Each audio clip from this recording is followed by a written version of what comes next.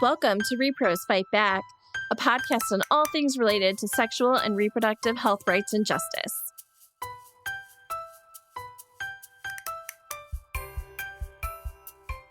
Hi, rePROs. How's everybody doing? I'm your host, Jenny Wetter, and my pronouns are she, her. So, y'all, I cannot believe it today. Today is the 6-year anniversary of rePROs. I cannot believe that I've been doing this podcast for 6 years. It is kind of wild to think about. And again, if we had gone back to tell six year ago me launching this first episode of the podcast that I would still be doing this 6 years later, there is no way I would believe that. It's kind of wild. I feel like I have learned so much doing this. I have loved talking to so many guests and having amazing conversations. It's just been so much fun. There have been so many amazing episodes and so many wonderful people talking about all things related to sexual reproductive health rights and justice. Like, so many wonderful things we've talked about. I am feeling just so grateful for all of your support, for all of the amazing support from my team. Rachel has been with me since day one of the podcast, and this podcast would not be going 6 years later without all of her amazing help and all of the wonderful things that she has done to keep this podcast going, or helping me work through an outline for an episode where I'm not really sure how to tell the story we're going to tell in that episode.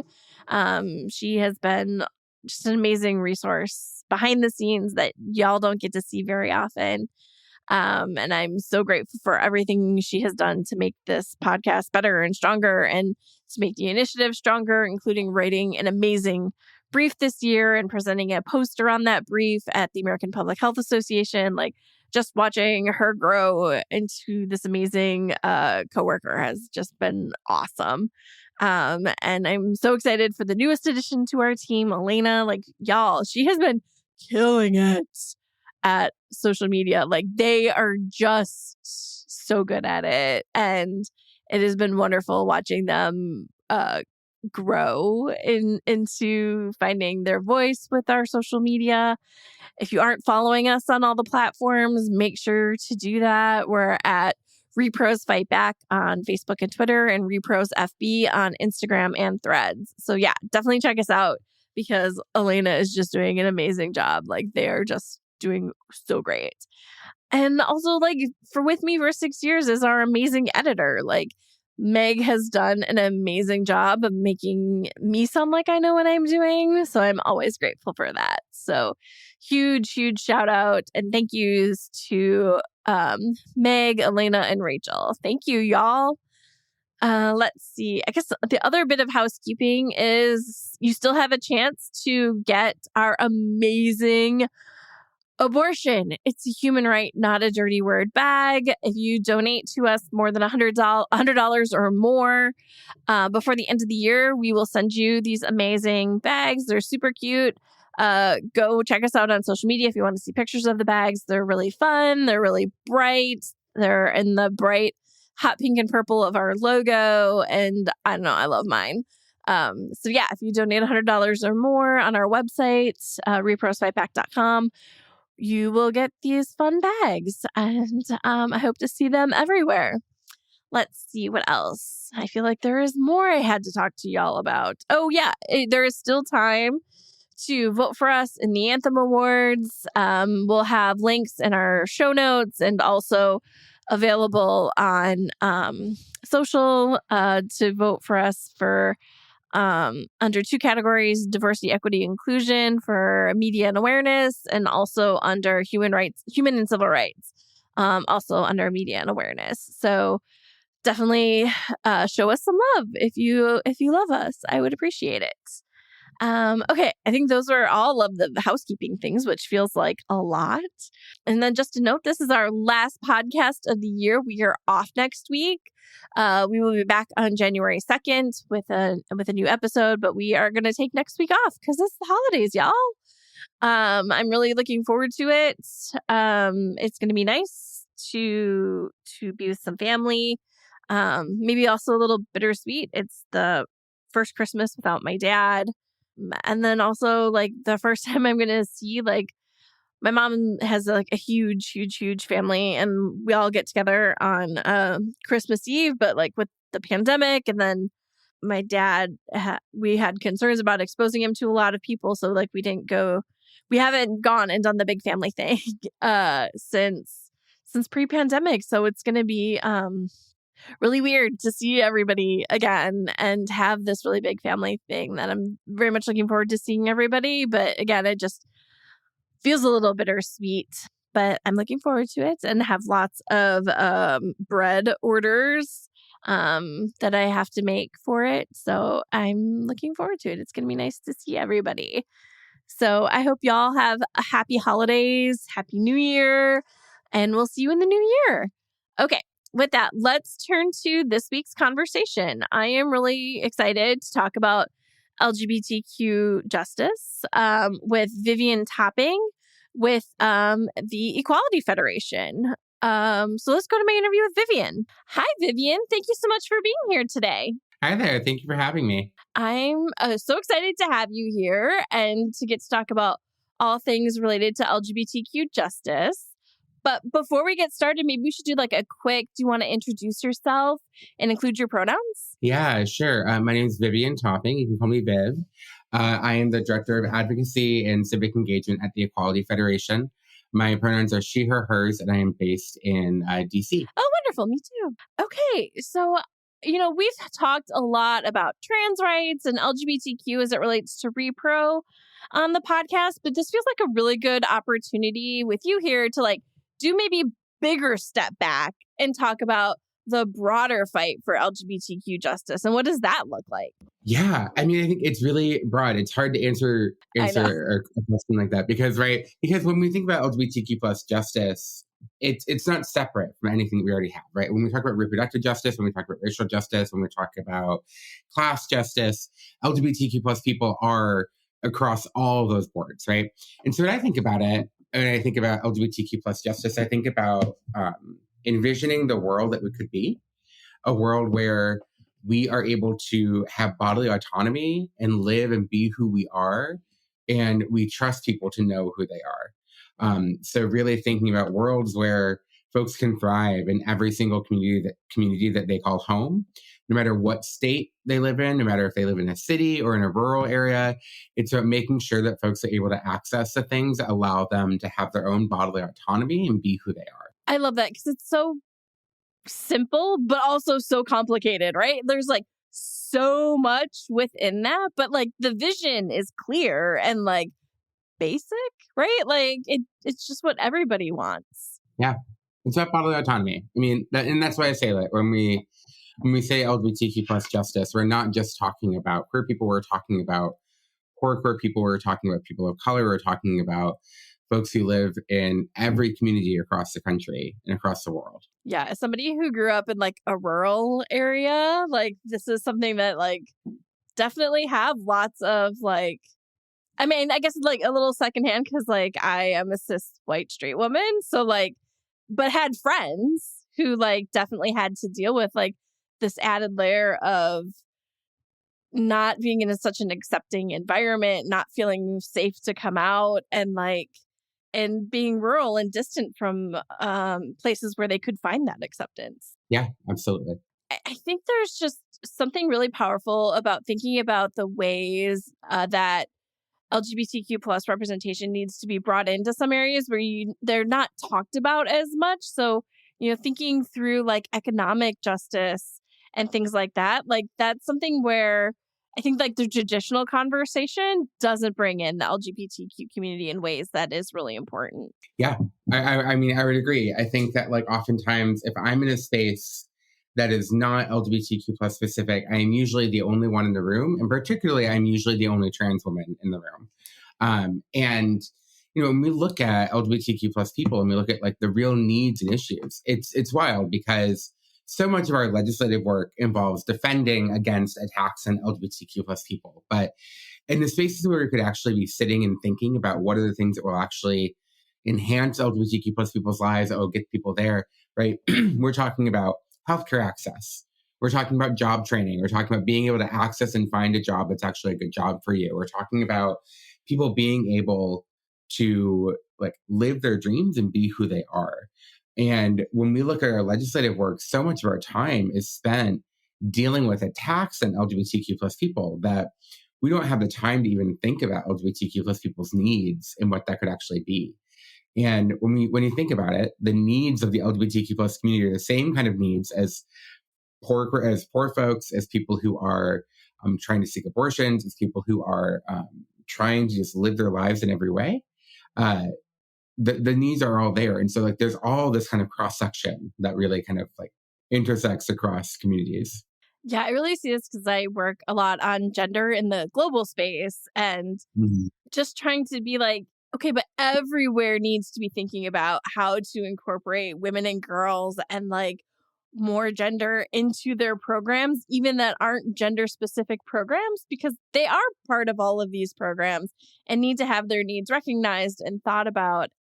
And then now you're starting, so like that's like the ongoing push, but you're starting to see the like anti-LGBTQ and trans like creep into like all of those spaces where really wanting to get the very like, no, it's violence against women. It's not gender-based violence. Like wanting to be like explicitly like excluding the trans community and non-binary people. And it's really frustrating to watch it try and creep into the work that we've been trying to build to make it more inclusive and to be broader and ensure that it's helping as many people as possible. And I'm sure you're seeing similar things creeping up everywhere. Yeah, definitely. Sure. Are there places where you're seeing like gender spaces becoming more unwelcoming with LGBTQ? Like I feel like we've been hearing a lot of that coming from like the UK, but I think we're starting to see some of that more in the US as well.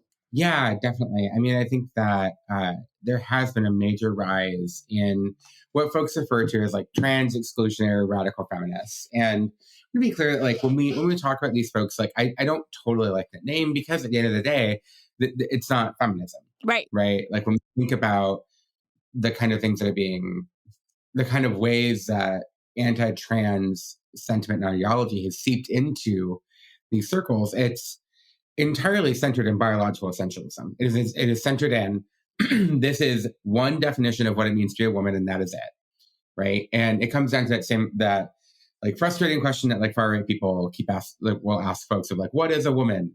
And at the end of the day, like you tell me, right? Like when we think about this, when we start putting qualifiers on what it means to be a certain gender, what it means to be a certain human being, what it means to be there, we start ending up really kind of putting ourselves in this endless cycle of trying to have to prove to someone who we are, trying to have to prove to someone who we are, who we say we are, right?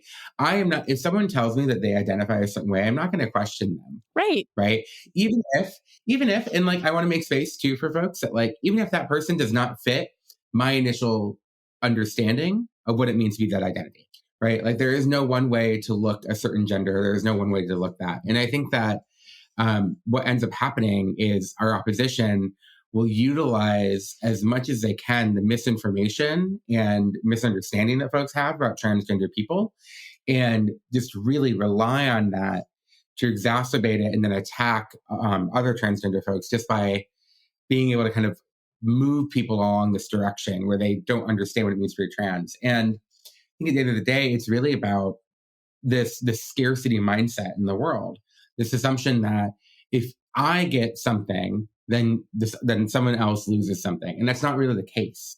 When we make the world better for the most marginalized, we make it better for everybody. Increased healthcare access is good for everyone. Better wages is good for everybody. Like more access to like being able to live your life and be who you are, that is good for everyone at the end of the day. All of that. I also really appreciated something that, oh man, it's just coming up everywhere, right? The like misinformation is just like, we're drowning in it. And like, it's like this impossible flood to keep up on trying to push back on or find the way to like push back in helpful ways. Like there is just such a flood of misinformation. What have you found to be useful? I mean, at the Equality Federation, we really believe in being able to talk to those who don't agree with us. At the end of the day, we're not going to get anywhere if we are not talking to the folks who have questions and who are unsure. And before I even talk about the rest of this, I just want to be really clear that it is up to any like marginalized person what they are able to do, what they're able to stomach when talking to folks who may not agree with them. I am a white trans woman, and I am employed and able to do this job, to do this work. Like it's literally my job to do this, and so I am able to do it. But I think it's 100% valid as a marginalized person to say, I'm not having that conversation. I'm not doing it. I do believe, though, that one of the things that we need to do is push ourselves to have these conversations with people who are conflicted. I'm not talking about the people who are pushing immediately anti-trans laws, right? Like, I think having conversations with everyone is important. We're there, but sometimes you can just tell by speaking to someone, this isn't going to move. This isn't going to work. They're not going to be on board with me. But what I'm thinking about is talking to people like my mom, who, when I came out as gay to my mom, when I came out as trans to my mom, she struggled with it both times. And, it's understandable. My mom grew up in Michigan. I'm from the Midwest, and she has never had a trans person in her family before. She had not had a queer person in her family before that she knew of. And so, she struggled a lot with it. But part of the way that we were able to move forward is by just continuing to have conversations about it. And so when I think about kind of like battling against misinformation, it's not just about throwing out facts and trying to debunk someone, because when we do that, we end up being in this kind of debate back and forth, and someone has to be a loser. I want to envision a world where we don't have losers. Like, we don't have losers in this space. What we have are people who grow and people who evolve. And at the end of the day, it is about being able to give space to folks to understand where we are and who we are, and working through those concerns with them and helping them understand what it is. Because once you actually sit down and talk to someone about some of the things that our opposition says, and if you really sit and think about it and kind of like give it a moment, you're going to be able to work through it and be like, this doesn't make sense. But, our opposition really kind of like takes that idea of exhausting their opponents from cultures of white supremacy. And what they do is try to focus on making you too exhausted to actually even think about these things, and then relying on your inability to actually sit and think about something, and really just relying on the outrage factor as much as they possibly can. I really appreciate the thoughtfulness of that answer. Like, it really gets into also from the Midwest, from Wisconsin. So like lots of similar conversations I'm sure have been had with people who just are really unfamiliar with a lot of these topics, haven't met, a trans person, that they know of. And so it's all unfamiliar. And I also appreciate that people, same, I've had like lots of conversations with my mom, like because of the podcast, and things. And Wisconsin had like I feel like there was like a anti-trans girls in sports type thing. And she was hearing what was on the TV or ads, and she's like, I don't know, something feels not right. Can you just like explain it to me a little bit, like what is going on? And so some people just need that further conversation to like understand, oh, that's what's happening. This is okay, thank you. I needed that like clarification, and like that really can go a long way for some people. And you, again, it's like gauging your energy of like who you can or want to engage with at any given point on a lot of these conversations. Yeah, absolutely. Okay. So one of the other areas that we were thinking about was a lot of LGBTQ and rePRO like have lots of crossover, but also LGBTQ people often have LGBTQ plus people, often have specific rePRO needs that we want to make sure are being attended to. Can you talk a little bit about some of that? Yeah, definitely. I mean, I think first of all, just to be really clear, when we think about LGBTQ plus and repro and the repro movement, they're one and the same, right? Like it is about the fight for bodily autonomy, for being able to be who you are, for being able to make decisions about your own body and make decisions about your own family, whatever that may be, right? And so, like, just starting off, absolutely, trans people access abortion. Trans people need abortion. Trans people need reproductive care. Whether that is trans masculine people accessing abortion, whether it's trans feminine people trying to access family planning services, like across the board, trans people access the same kinds of care that's provided at reproductive clinics. And oftentimes, reproductive clinics are also the places where a trans person can actually access gender affirming care. So being able to get hormone replacement therapy, being able to access talk therapy, things like that. And so the continued attacks on reproductive clinics end up also really reducing access to care for transgender people. You know, I'm someone who is able to fortunately access care, but in order to do that, I go to a place that is a specific private primary care facility. Go there. I have the ability to actually pay for a membership there and have to actually, you know, do a lot more work to be able to access a culturally competent provider. Very few trans people have access to that. And so when we think about kind of like those connections as that, we think about like specific needs for transgender people accessing reproductive care, you know, it's similar kind of across the board, right? You know, when we think about this, it's about making sure that reproductive care takers are able to actually understand why trans people need access, whether that's because understanding that like it's not just women who need abortions, it's also men, it's also non-binary people, it's people who need to be able to access care for their own body. You need to be able to understand that and have culturally competent care. Yeah, I mean, it's hard to think about specific needs because it's the needs of a person, right? It's the needs of a human being as we kind of are living in the world and being able to access the care that we need in order to like be able to make decisions on our own body and what happens with our own body.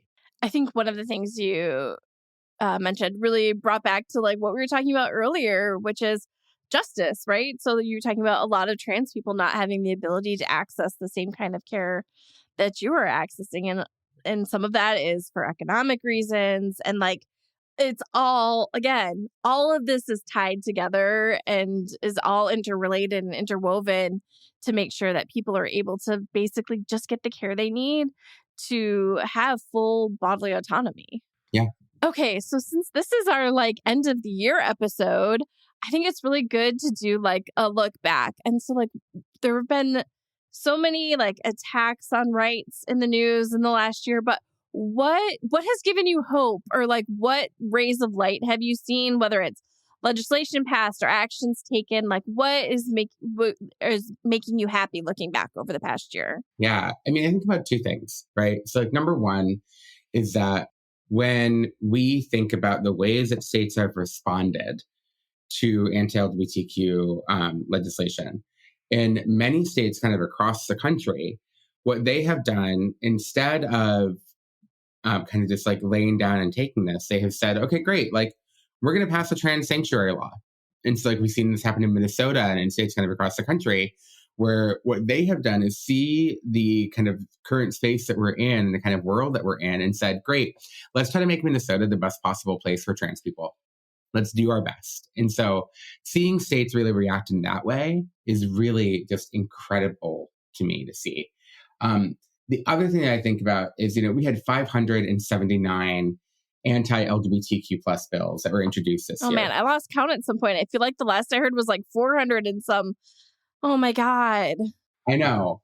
And of those, 88 passed, which is awful to hear, right? Like I want to be really clear. 88 bills were passed. But this isn't my like hopeful thing in the world, right? But what that means is if we saw 579 that were introduced across the country and 88 passed, that means that we defeated 491 anti-LGBTQ plus bills this year. That's pretty amazing. 491 that were defeated, right? Like if you think about that, right? Think about like that win rate, right? Like that's huge. And I'm not minimizing the anti-LGBTQ bills that were passed, right? We now have 20-some states across the country that have banned gender affirming care for transgender youth. We are almost at 50% of the country that has banned that. But what we are seeing kind of across the board is that folks do not believe in anti-LGBTQ plus legislation. They do not believe in these policies. While folks may not understand what it means to be trans, or they're working through their feelings on these things, rarely do folks sit there and say, well, yeah, that means that we should ban everything. It's more, I'm just not sure yet. I'm not positive. And it's, once again, their misunderstanding or their like lack of knowledge being manipulated by far-right extremist politicians to be able to pass legislation that attacks transgender people and that continues to make it harder for trans people to exist in public life. And so all that to say, the thing that makes me happy and that like I think about is knowing that we are going to win at the end of the day. At the end of the day, the folks that we are seeing, the kind of legislation that we're seeing across the country, does not reflect the majority of people in this country or in the world. And we know that eventually the pendulum is going to swing right back. And we're going to be winning. Oh God, I always love getting to talk about the hopeful part, because as bleak as so many of the things are, there are so many things that give me hope. And like, yeah, like defeating over 400 bills, like that is amazing. Like that is just so much to hold on to. Yeah, absolutely.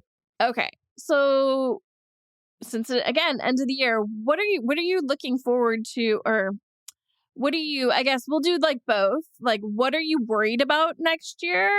And then again, what are you excited to see? Well, next year's an election year. And, you know, frankly, we are probably going to see a continued effort by kind of extremist politicians to use trans people to rally their base and to use specifically misinformation about transgender people to rally their base. And so we're expecting that, and we're going to see more of it. We're going to see that legislation grow and evolve. You know, I think that we don't know always where our opposition is going to go. And so, but we're expecting them to continue using trans people and continue using legislation to try to make it so that trans people cannot exist in public space. In terms of things that I'm hopeful for, though, is just the continued resistance. Every single time that these bills move, no matter what state, no matter where they are, there is constant, loud community opposition to them. Every single time.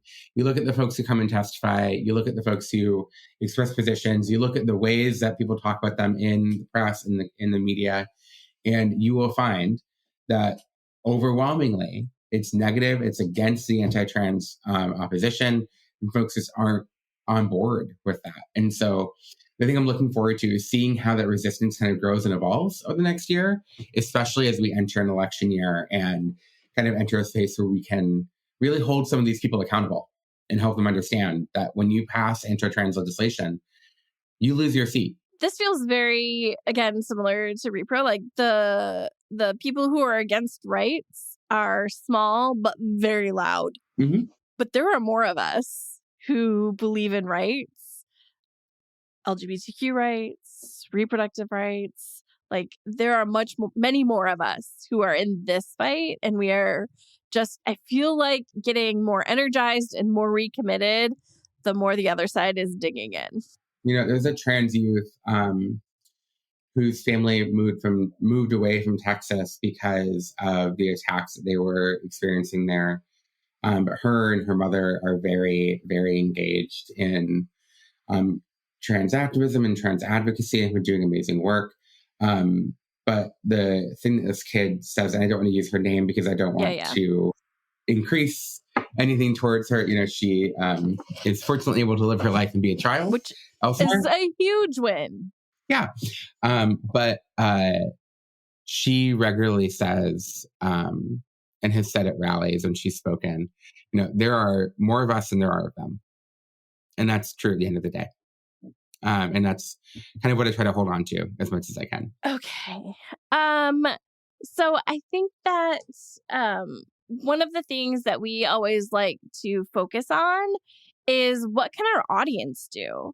So like, how can our audience get involved in the fight for LGBTQ justice? Well, the first thing I'd say is find your local state equality group.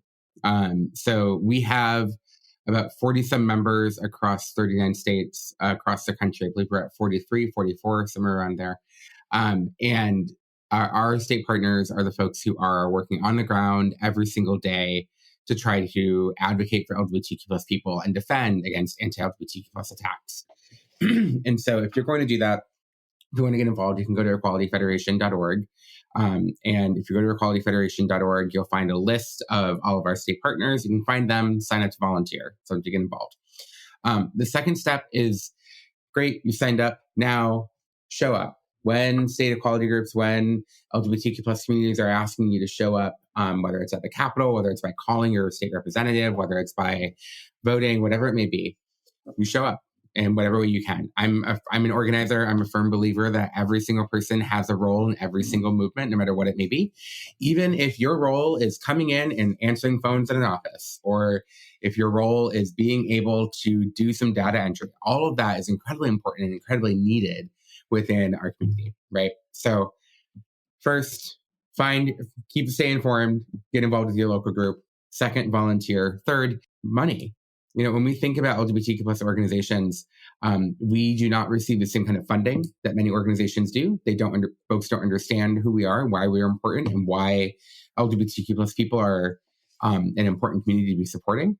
When we look at trans-led organizations specifically, I believe it's 5 cents of every dollar given out by foundations actually goes towards trans-led organizations. And so if you think about just the massive under-resourcing of trans-led organizations, it's significant, especially even in this time, even right now when trans people are the main targets under attack. And, I want to be clear when we think about that trans folks are in every single community, and many of those trans-led organizations are led by transgender people of color, and are not given the support that they need to be able to actually do the amazing, strong, necessary work. And so one of the only ways that they can do that is by getting funding from community and making a regular donation to your local trans-led organization, whether it's a monthly donation, whether it's like you come in and you give something every few months or something, but making those actual donations to trans-led organizations and to organizations that are on the ground actually like fighting the fight, that is one of the really important things that you can do. Well, Vivian, thank you for all of these great ideas. And thank you so much for being here today. Yeah, of course. Thank you for having me. Okay, y'all. I hope you enjoyed my conversation with Vivian. I had a wonderful time talking to her about all things about the fight for LGBTQ justice. And I hope y'all have wonderful holidays and a happy new year. And I will see y'all in 2024. If you have any questions, comments, or topics you would like us to cover, always feel free to shoot me an email. You can reach me at Jennie, JENNIE, at reprosfightback.com, or you can find us on social media. We're at rePROs Fight Back on Facebook and Twitter, or rePROs FB on Instagram. If you love our podcast and want to make sure more people find it, take the time to rate and review us on your favorite podcast platform. Or if you want to make sure to support the podcast, you can also donate on our website at reprosfightback.com. Thanks all.